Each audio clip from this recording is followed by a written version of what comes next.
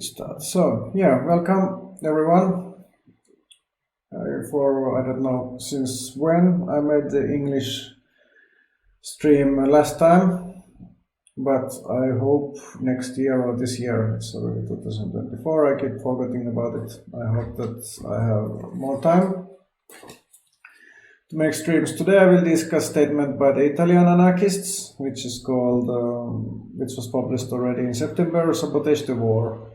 Anarchist core for mobilization against the war in Ukraine. Obviously, we are all against the war.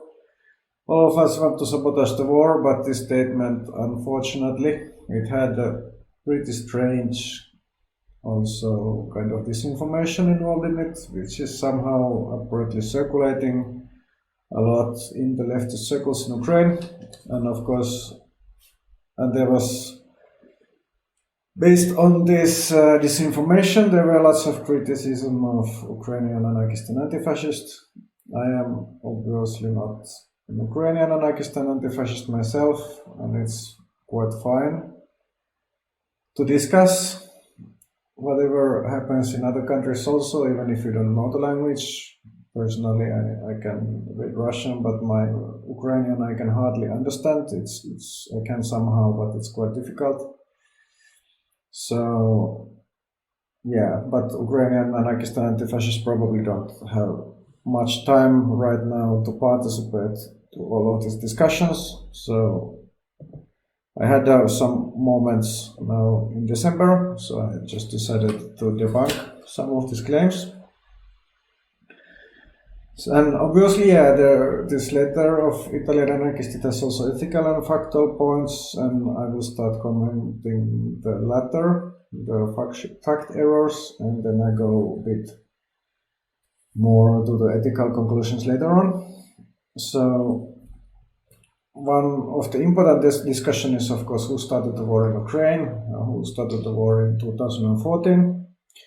And according to Italian anarchists, they say that the war began in 2014 with an attack against Russian-speaking communities in Ukraine, and in which Ukraine did the violence, attacks, rapes, homicides, and bombings against the people of Donbass. Roughly 14,000 deaths between 2014 and 2022, including hundreds of children. The horrible massacre of Odessa, the 2nd of May 2014, when unarmed protesters calling for the independence from Ukraine, who were hiding in the local union building, were slaughtered and burnt alive by a crowd of armed Nazis escorted by the police. And the horrible massacre of the Odessa. This is actually, I started to repeat. But yeah, and the worst, so, according to Italian anarchist statements, the war started due to these provocations. That is, according to them, also, the escalation is somehow started by the Ukraine. So, because of these so-called provocations, the Russia kind of had to attack Ukraine. And so, there is quite a lot to unpack here. So, let's go. Like with many wars, obviously there is no single starting point. And we can start it from say that the war started from various events. For example, one might say that they might have started from the Euromaidan demonstrations in Kyiv because more than 100 people died in the Euromaidan demonstration. But this attack against the Russian-speaking communities by Ukrainian government or whatever, it's pretty difficult to understand when this actually happened according to the Ukrainian anarchists. According to the Ukrainian Ministry of Interior, it was 17 police officers were killed during the Euromaidan. And I hope this killed the police officer, this is not against, according to Italian anarchists, I hope that this is not the attack against the Russian-speaking Ukrainians they are speaking about. It's also a bit difficult to get the sources on this. I found archive documents in the Ukrainian Ministry of Interior, which was listed the killed police officers. Now this is of course removed from there because it's kind of the opposite side which is controlling the police force. I will put the link to the article and to the video when it's published. And then Also, quite soon after Maidan, already since the 27th of February, 1 week after Yanukovych had escaped from Russia, Russia started to occupy the Crimean, and in this occupation, one Russian soldier was killed. One of these Crimean separatist civilians were killed. I hope this is also not the attack against the Russian civilians. Then there were also occupations, these anti-Maidan protests.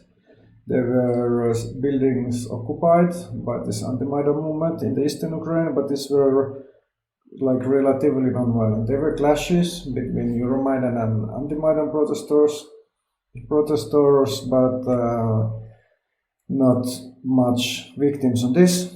But then what happened 12th of April, almost 2 months after Maidan, the Russian GRU, Russian military intelligence officer Igor Girkin, also was using name Strelkov back then.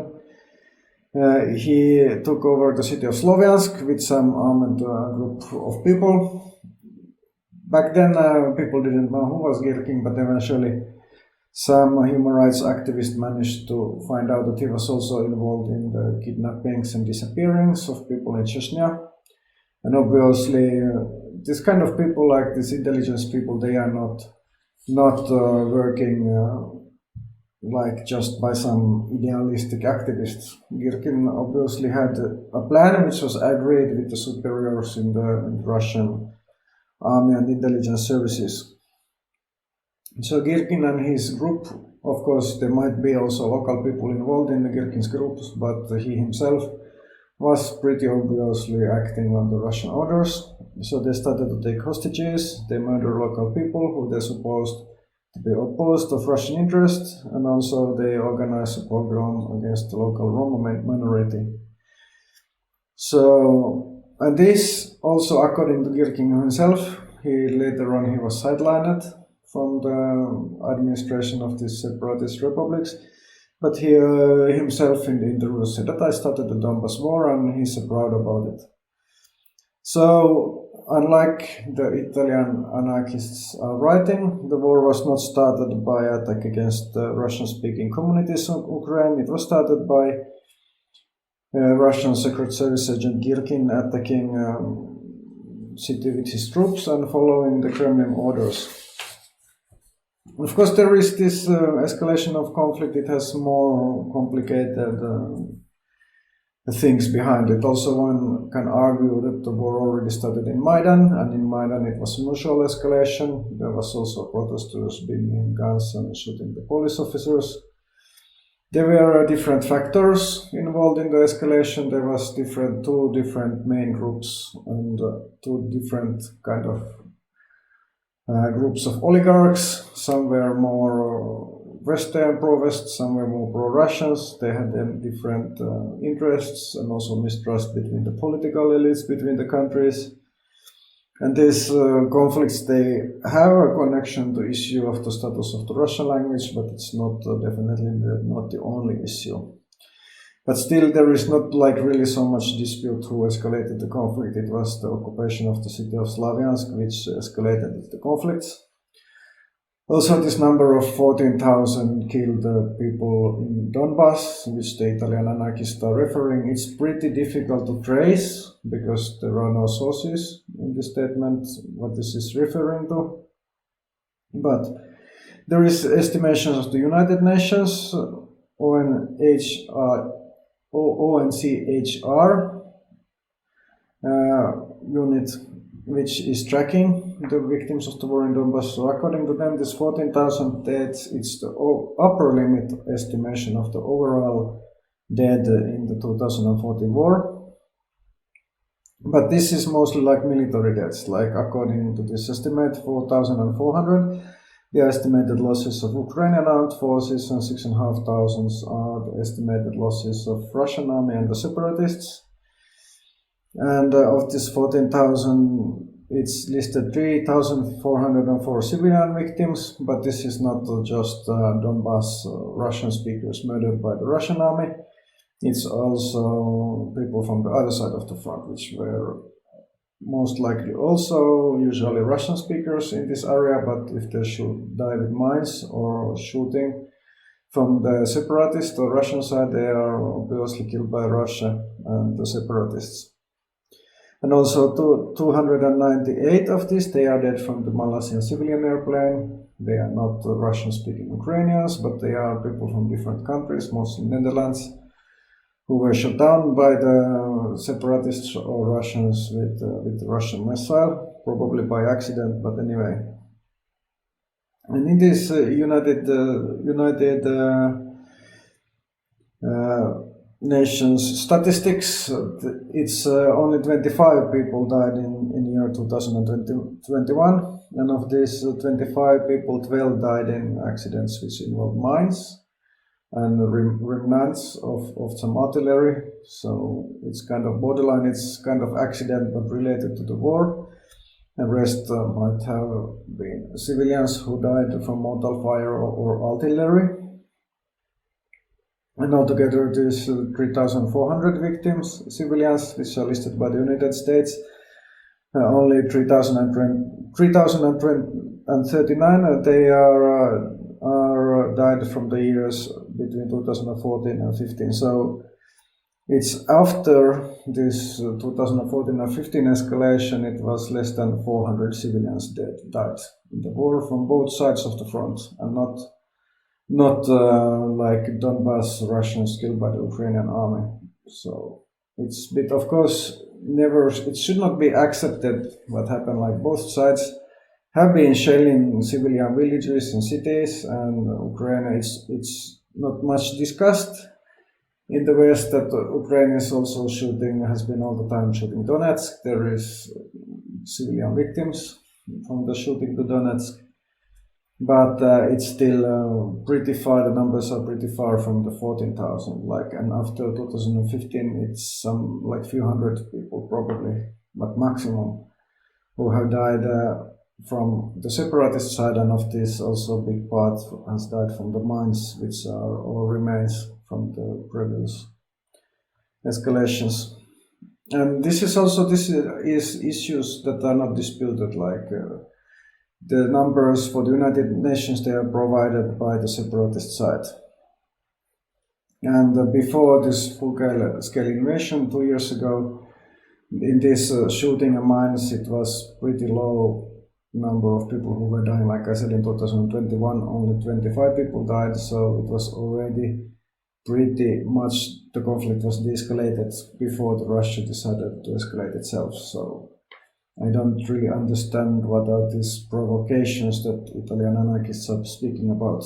Then another topic is about the Odessa trade union fire. And there is also lots of reporting the very same day or the following days, lots of pictures, lots of video materials from the spot. And it's also not much of a mystery what happened. I will also put some links, lots of photographs. But what had happened that day in Odessa, there was a march by pro-Euromaidan football hooligan fans who had a game.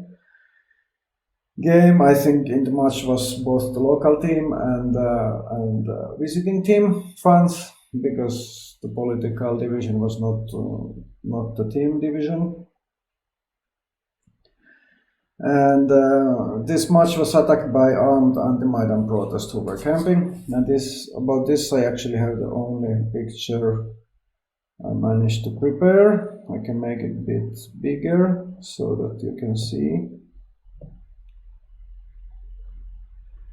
So this is part of the fighting. You can see the riot police lines in the middle, and in the back there is the anti-Maidan protesters, or in this case you could say anti-Maidan fighters. And in these pictures there is according to investigation by activists and also the police, this is anti-Maidan activist Vitaly Budko, who is shooting with the assault rifle. And in this situation, the Euromaidan activist Igor Ivanov died from the other side. So it's not really that the anti-Maidan protesters, they didn't actually even deny that the shooter is Vitaly Budko, but they are saying that he is actually, this is not a real gun, but this is some sort of a fake gun, or some sort of shooting the plastic bullets or whatever. So it's a there is a discussion if this is a real gun or not. But no one is denying that this is actually anti-Maidan behind the police lines. So it's not that Nazis are attacking the Euromaidan protests with police protection. It's actually quite opposite. It's the anti-Maidan protesters are attacking Euromaidan protesters and violently with guns. But eventually what happened that Euromaidan was stronger. They also they were more, and they eventually also brought some guns. So anti-Maidan protesters, they first escaped to the protest camp, and then they escaped to this trade union palace, which was in the same square as the anti-Maidan protest camp. So eventually, what is this thing? It's not like fight between, how to say, some separatists who want to separate from Ukraine, losing their freedom, fighting with Nazis. It's a fight between two nationalistic fractions. One fraction is pro-Ukrainian nationalist. They have people who are liberals, also probably Nazis, because in all the countries, especially in East Europe, there are some Nazis who are football hooligans.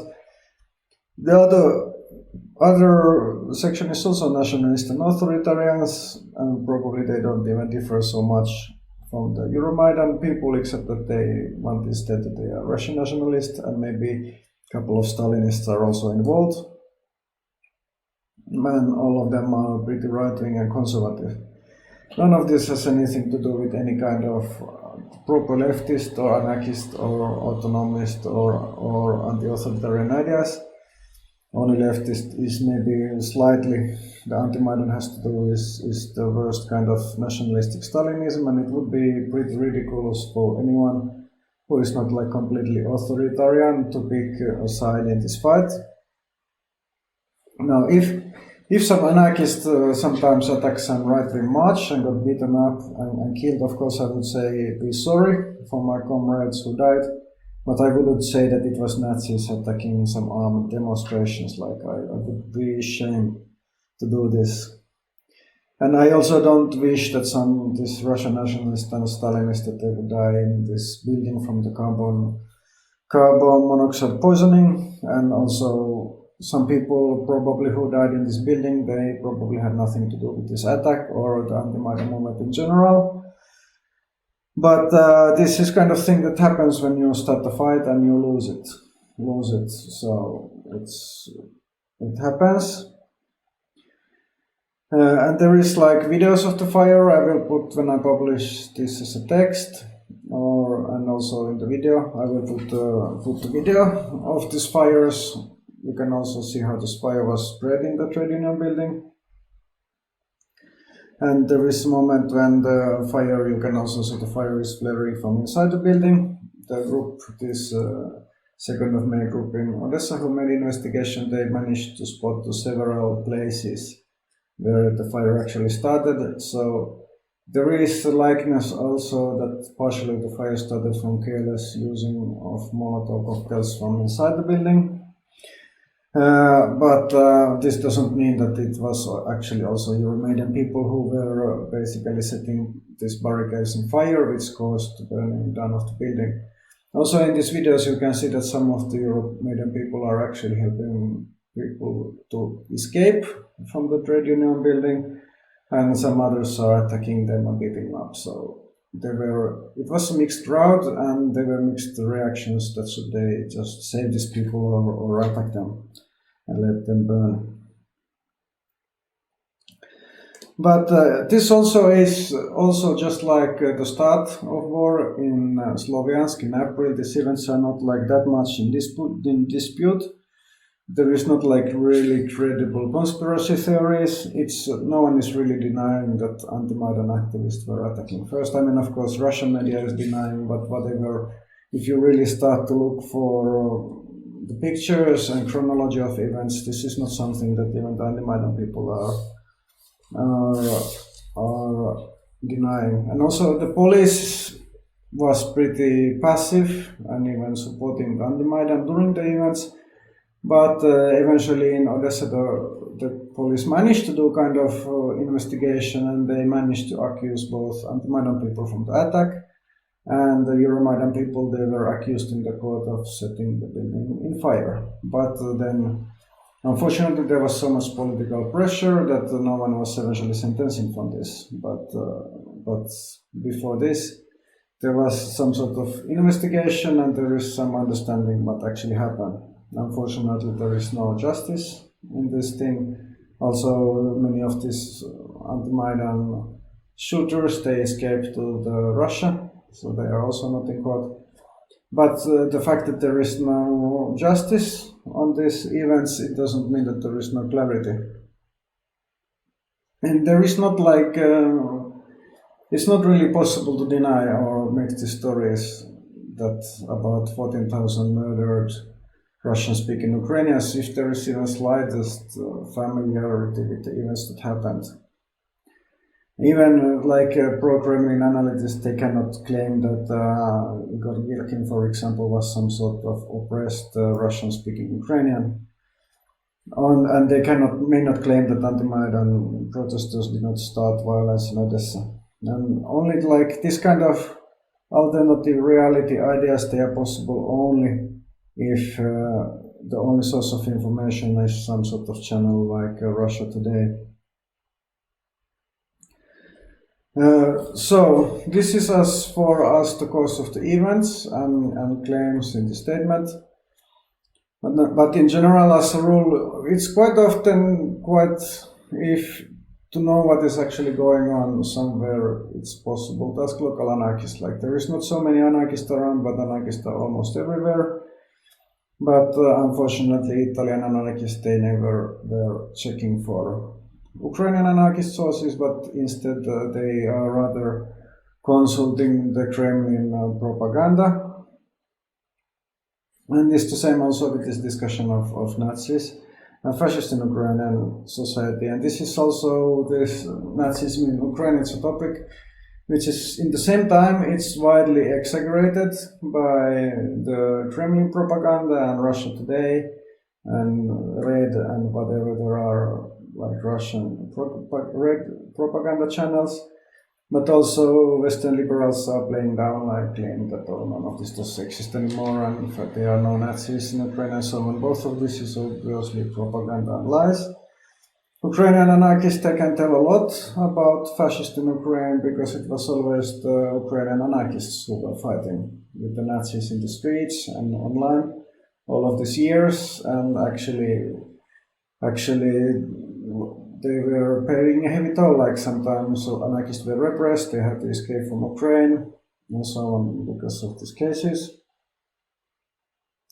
So Ukrainian anarchists know it's pretty well that the Nazis exist in Ukraine, but they also are not going to exaggerate the influence of them.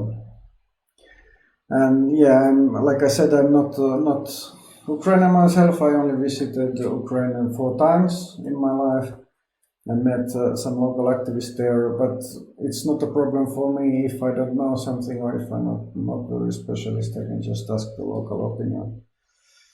And it's also a bit strange that I can read an anarchist statement which is concerned that Putinist priests are being expelled from Ukraine or arrested.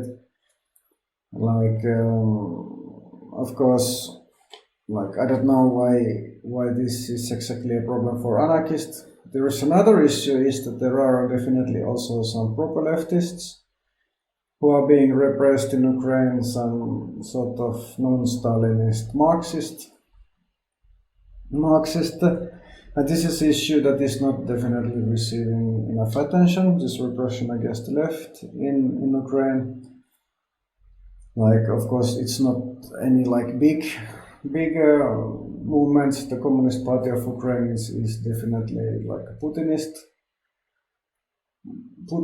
setup and was quite much supporting the separatists. But there are also like some proper non-Putinist leftists which are being arrested, which are being repressed. since the start of the war, and this is issue that should be discussed more. There is no repression against anarchists for some reason. Maybe it is kind of Marxism is something that is by Ukrainian establishment considered more as a threat, but this anti-Putinist Marxist, I don't think they are so far from anarchists from the analysis in Ukraine. So this is as far as the factual issues go, and it's of course more easy to discuss the facts because you just have to point out the sources and what really happened and so on. But there is also like ethical argument about that anarchists should not be fighting in the side by side with the state against Russian infusion. And this is of course more complicated question, which is also kind of different questions. Like my main point, which I wanted to discuss, was the propaganda and how anarchists are falling into these propaganda traps. Ethical issue of joining the war, it's also something that everyone has to decide by themselves, because even justified war is always murder, and people should decide eventually by themselves if they are going to join murdering, even when it's justified. And I am, of course, no person who should request someone to kill other working people. But the problem with the Italian anarchist statement is that it doesn't discuss imperialism or colonialism at once. And in this point of view, it's just like Ukraine and Russia, they are equally guilty. They are both kind of bad, statist, repressive systems. And besides of this war between two states, it's also a war between two power blocks like NATO, and then there's a bloc with Russia and China and Iran. But Italian anarchists, they really doesn't seem to understand that for Russian and lots of the Russian elites and for Putin and for the brainwashed public, they don't consider that Ukraine is a proper country. They just think that it's basically Russia, where people are just a bit stupid and they have speaking funny dialects, some peasants who somehow imagine that they are an independent state, but they should not be.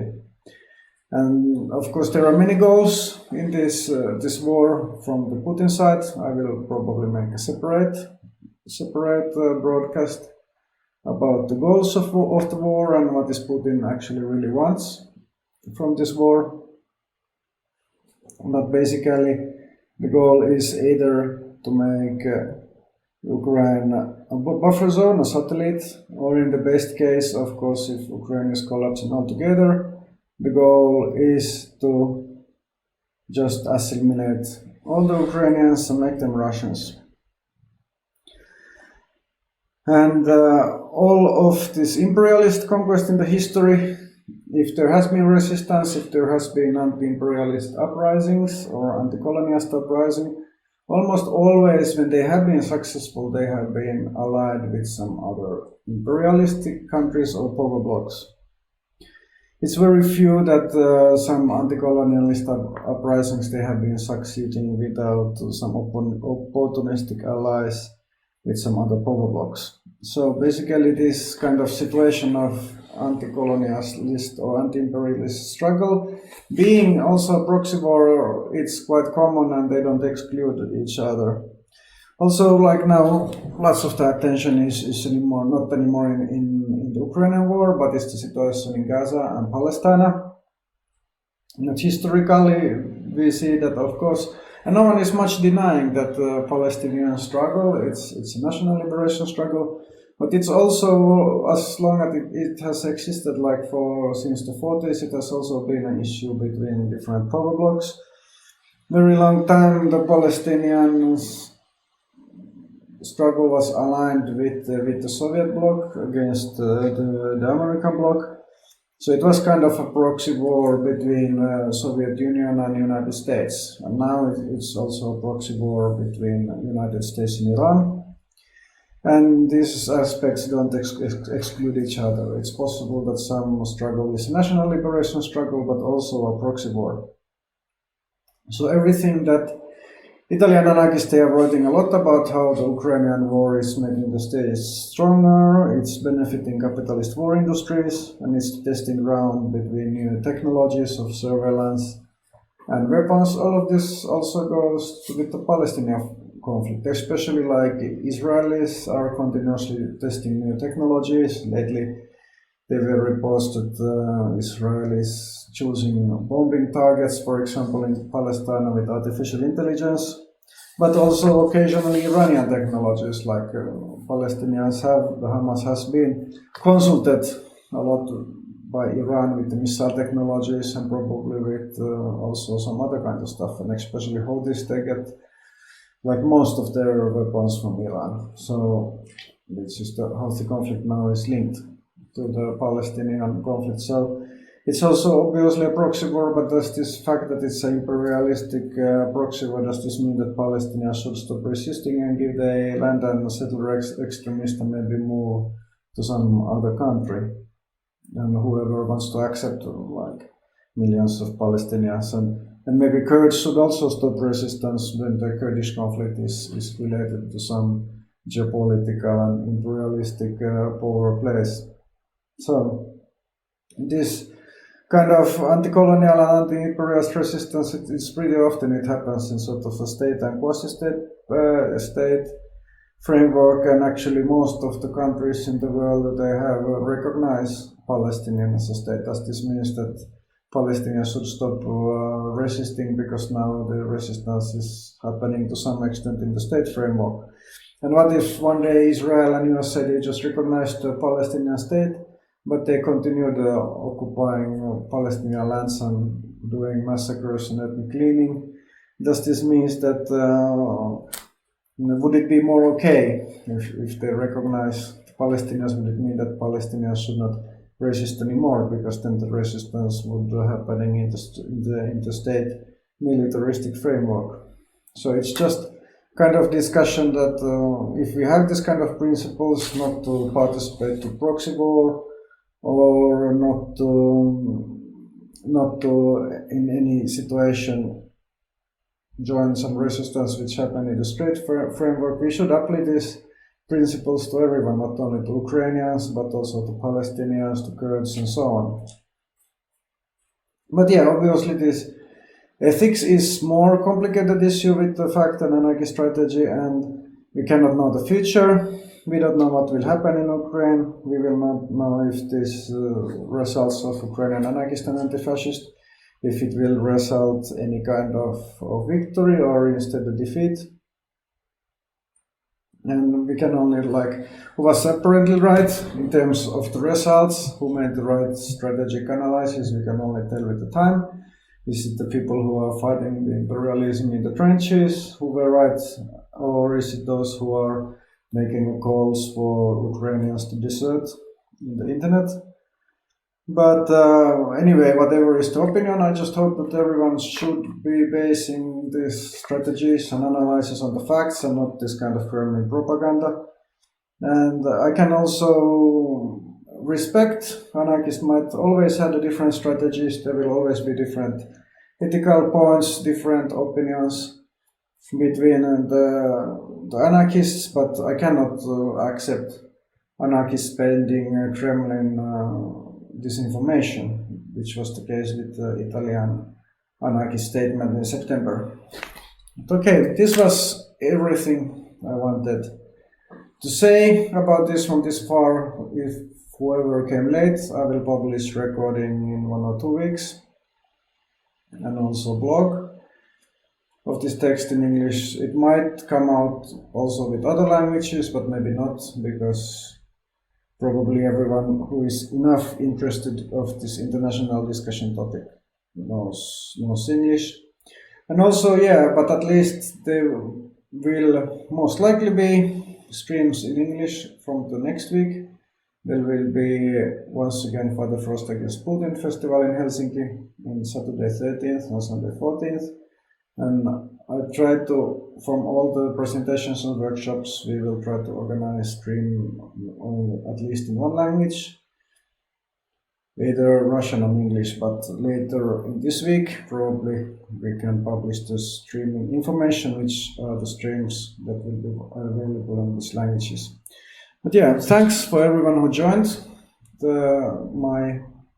my stream today, and hopefully I will have a bit more content in English anytime soon.